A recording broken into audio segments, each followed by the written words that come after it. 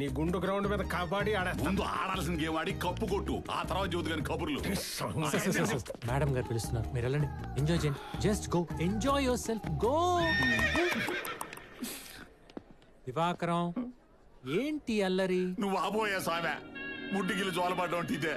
గుడ్డి చూపించి గిల్లమంటే గెలకుండా ఎవరుంటారు? నీతో చెప్పుకున్నాను చూడు, నాది నేను కాల్చుకుని మూతి మీద వాత పెట్టుకోవాలి.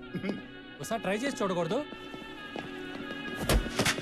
దివాకరం, నా సంగతి సరే, మరి నువ్వు చేసింది ఏంటి? మీ ఇంటి ముందు దిగిన అమూల్యాన్ని మీ సార్ గురించి తెలుసు కూడా ఆయన దగ్గరికి ఎందుకు తీసుకొచ్చా? ఎందుకంటే జాబ్ అడిగింది, అడిగితే ఇప్పిస్తే చేసుకుంటది, నా కళ్ళ ముందే ఉంటది, రోజు చూసుకోవచ్చు అని ఫోటో చూపించా, అంతే. పట్టేసి అడుగుతున్న పోతూ. నీ ఆత్మఘోష దేవుడు కూడా విన్నట్టున్నాడు. గోడ కొట్టిన బంతిలా ఎలా వస్తున్నాడు చూడు మేవాడు. ఏంటి అప్పుడే అయిపోయిందా? అలా వెళ్ళి ఇలా వచ్చేసి అయిపోకుండా ఉంటావా? ప్రశాంతంగా ఉండేస్తాడా మీ బాబు? మా నాన్న ఎప్పుడు వచ్చాడు మీ పెళ్లికి? పెళ్లి కాదయా, నా రూమ్ లోకి. రూమ్ లోకా? అర్థం కలదా? నన్ను చూడాలనుకోగానే కెమెరాలు పెట్టి చూపించేస్తారు మీడియా వాళ్ళు. అంజికాడికేసి తిరగతాడు. నీకు ఇలా ఓకేనా? ఒరే వివేక్, ఇక్కడ చూడరా. అంజి మిస్సింగ్ కేసులో తెచ్చిన సాక్ష్యాలన్నీ అబద్ధాలని మిస్టర్ సుందరరావు గారి ధర్మాసనం నమ్మడం జరిగింది. కేసుని మళ్లీ అన్ని కోణాల నుండి దర్యాప్తు చేయాలని పోలీసు వారిని ఆదేశిస్తూ సెషన్స్ కోర్టులో హియరింగ్ స్టార్ట్ చేయమని హైకోర్టు ఆర్డర్స్ పాస్ చేసింది. Darling come. ఇంకేం కమ్ము, అవుట్ అయిపోయింది అక్కడ.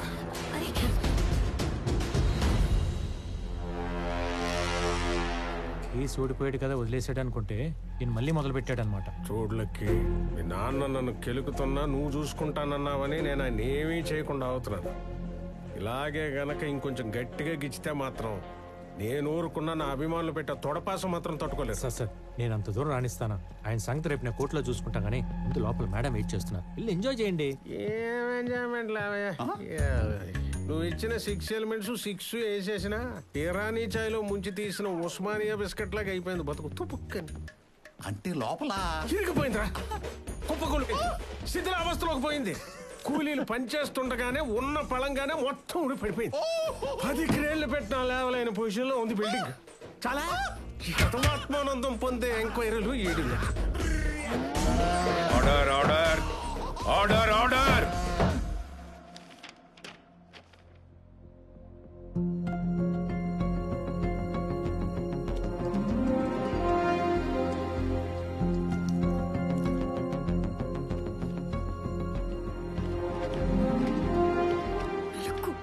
Order in the court please. Mister lucky, ఈ కేసుకు సంబంధించి మీరు ప్రవేశపెట్టిన సాక్షులు ప్రాస్టిట్యూట్స్. అలాగే మిస్టర్ అంజి కనబడకుండా పోవడానికి మైథిలి కన్స్ట్రక్షన్స్ మీద వారు తెచ్చిన స్టేయే కారణం అని ఈ కోర్టు నమ్ముతోంది. ఈ కేసుకు సంబంధించి మీరు ఇంకేమైనా మాట్లాడదలుచుకున్నారా? Yes your honour. Before that senior lawyer ex judge mister Suryanarayana గారిని క్రాస్ ఎగ్జామిన్ చేయడానికి పర్మిషన్ ఇవ్వాల్సిందిగా కోర్టు వారిని కోరుతున్నాను. నన్నా? సూర్యనారాయణ గారు అంటే మీరేగా, సత్యరాజ్ గారు కాదు కదా?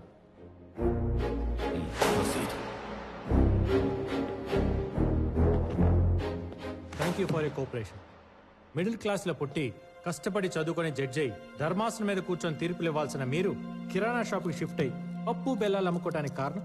న్యాయ వ్యవస్థలో పేరుకుపోతున్న కమర్షియాలిటీ వల్ల ఈ వివేక్ విసిరే డబ్బుకు ఆశపడి పవిత్రమైన ఈ ప్లేస్ని బిజినెస్ అడ్డాగా మార్చి న్యాయాన్ని అమ్మగా భావించే నా చేత ఓ ఆడపిల్లపై అన్యాయంగా తీర్పు రాయించడం వల్ల. అర్థమైంది.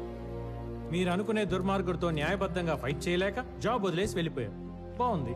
మరి వెళ్ళిపోయిన వాళ్ళు వెళ్ళిపోయినట్టు ఉండక మళ్ళీ ఎందుకు తిరిగి వచ్చారు? అది వివేక్ వల్లే. రోజు రోజుకి అతను చేస్తున్న క్రిమినల్ యాక్టివిటీస్ పెరిగిపోవడం వల్ల, ఇక్కడ కొంతమంది లాయర్లు వాడిచ్చే కరెన్సీకి కక్కుర్తిపడి కమర్షియల్ అయిపోవడం వల్ల. బండి మా వైపు తిప్పారనమాట. అంటే 25 ఏళ్ల నుండి ఆయన ఎలాగైనా లోపల వేయాలని అన్ని విధాలా ట్రై చేసినా మీరు తప్ప ఊళ్ళో వాళ్ళందరూ డబ్బులు కమ్ముడిపోవడం వల్ల మీ కక్షని ఎలాగైనా తీర్చుకోవాలని కంకణం కట్టుకొని మరి మీరే గ్రౌండ్ లో దిగారనమాట. నాది కక్ష అయినా అతను క్రిమినల్, చేసింది క్రైమ్. అది తేల్చాల్సిన బోల్లో నిలబడడం మీరు కాదు, ధర్మాసనం మీద కూర్చున్న న్యాయమూర్తి గారు. విన్నారు కదా యువర్ ఆనర్, ఒకప్పుడు నా క్లయింట్ వేగ్ గారు ఏ తప్పు చేయలేదని ఈయనే తీర్పిచ్చారు. మళ్ళీ ఈయన ఇచ్చిన తీర్పు రాంగ్ అని రిజైన్ చేశారు. తర్వాత నా క్లయింట్ వేగ్ గారి ఎదుగుదల చూడలేక ఎలాగైనా ఇరికించాలని ట్రై చేస్తూనే ఉన్నారు. కానీ వివేక్ గారి మంచితనం ముందు ఈయన కక్ష తీరపోయేసరికి పనికి రాని ఎక్కడా లేని పాత కేసులు పట్టుకొని ఇవి ఆయనే చేశాడని నమ్మించి ఉరికంప ఎక్కించి ఈయన పగ తీర్చుకోవాలని నానా తెప్పలు పడుతున్నారు సదరు ఎక్స్ జడ్జి గారు. అంటే వాళ్ళు ప్రాస్టిట్యూట్స్ కారా? ప్రాస్టిట్యూట్స్ అయినంత మాత్రాన ఒక వ్యక్తి కోరిక మేరకు బిడ్డను కనిచ్చి మాతృమూర్తి అయ్యే అర్హత ఉండదా వాళ్ళకి? అయినా వీళ్ళలో ఎవడికి 5 నెలల కడుపు అనేది నిజం కాదా? As a proof gynaecologist Ramadev గారు ఇచ్చిన రిపోర్ట్ సబ్మిట్ చేస్తున్నాను యువర్ ఆనర్.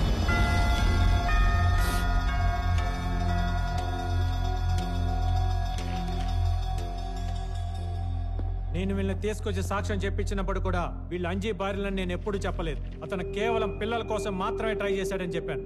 కానీ ఈయన మాత్రం నిజాన్ని అబద్ధం చేయడం కోసం నా జూనియర్తో వాళ్ళ కార్ గిఫ్ట్గా ఇప్పించి తనకు కావాల్సిన సాక్ష్యం చెప్పమని ఫోర్స్ చేసి మరీ లాక్కొచ్చింది. ఇచ్చారు sir.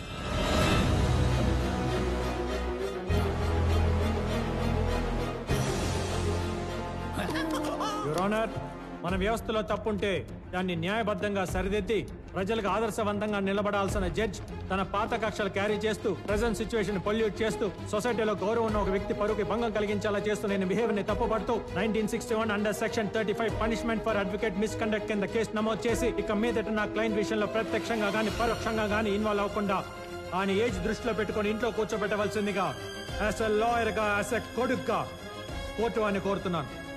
That's all your honour.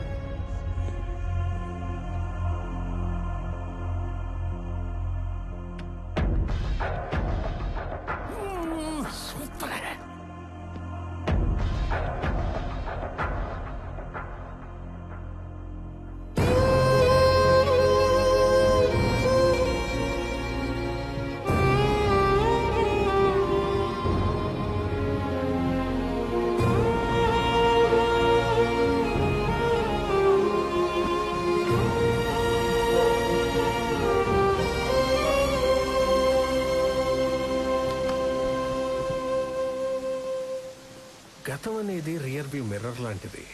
దాన్ని అవసరమైనప్పుడు మాత్రమే చూస్తూ ఎదరికి డ్రైవ్ చేయాలి.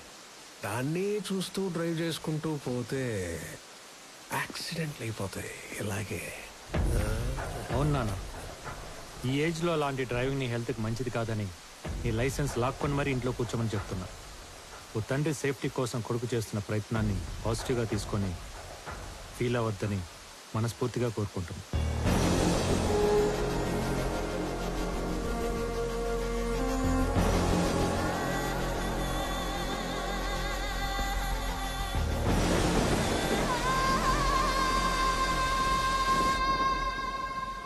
నిజంగా నా కోసం ఇంత చేస్తావని నేను ఇమాజిన్ చేయలేదు లక్కి.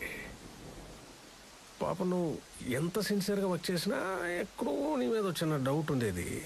ఎంత డబ్బు కోసమైనా సొంత తండ్రిని భర్త శత్రువులా చూస్తాడా, ఆయన శత్రువునే గెలిపిస్తాడా అని. నేను రాంగ్ అని ప్రూవ్ చేసావు. నీ కమర్షియాలిటీ ముందు ఎలాంటి రిలేషన్షిప్ అయినా వేస్ట్ అని నిరూపించేసావయ్యా. ఇదిగో నీకు డబుల్ ప్రమోషన్ ఇస్తున్నా. రేపు నేను ఎమ్మెల్సీగా ప్రమాణ స్వీకారం చేశాక మంత్రిగా ఛార్జ్ తీసుకోబోతున్నా. నా లాబింగ్కి నువ్వే హెడ్. రెచ్చిపో, కావలసినంత దోచుకుని దాచుకో. Thank you so much sir. Thank you.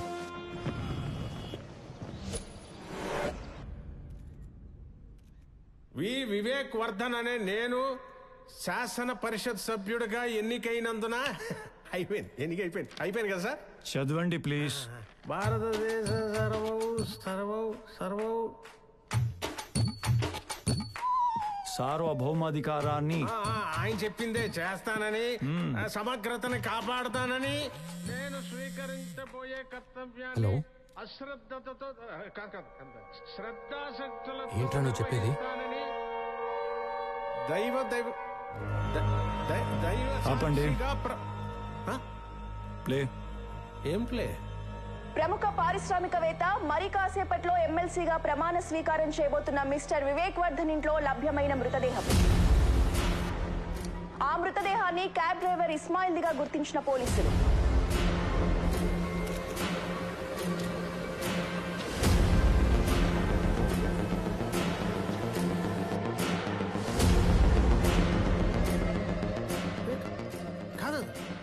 That's your farmhouse. You should know it, right? No, but ఇతను ఎవరో నాకు తెలియదు సార్. సార్ ఇస్మాయిల్ ఎవరో మా సార్కే కాదు సార్, నాకు తెలియదు. క్యాబ్ డ్రైవర్ అంటే ఖచ్చితంగా ఆ బాడీ మాది కాదు సార్. ఎవరో ఎక్కడో పోడ్చిపోయి పొరపాటు మా దొడ్లో దాచుకున్నట్టున్నారు. కాదు, తన భర్త చావుకి వివేకే కారణమంటూ రోధిస్తోంది మృతుడి భార్య.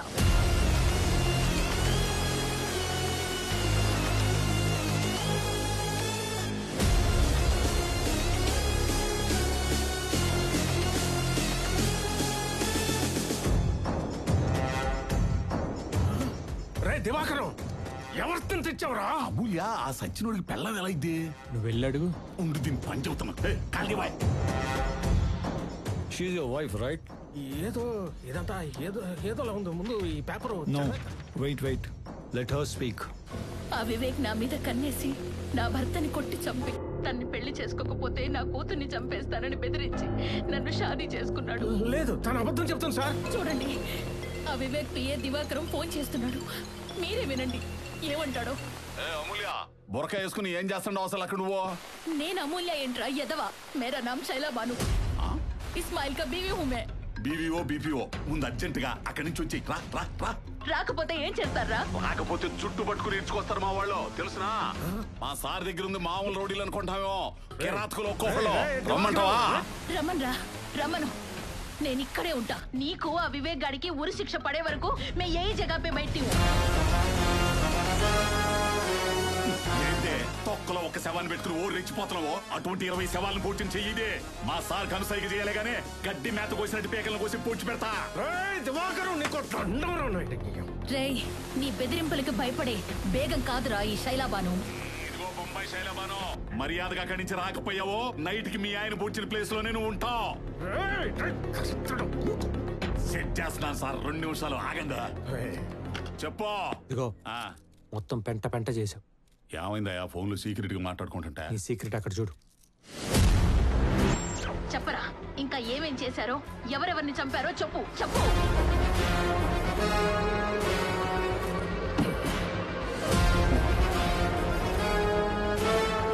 హలో, ప్యారగాన్ చెప్పులు షాపా? కొండ ఐస్ క్రీమ్ మీద చెర్రీ పండు ఏమైనా ఉందా? గుండె ఐస్ క్రీమ్ ఉందంట, కావాలా? నేను కంప్లీట్ నేను చదివేస్తాను. ఇంటికెళ్ళి చదువుకోండి. ఇంటికెళ్ళి చదువుకో.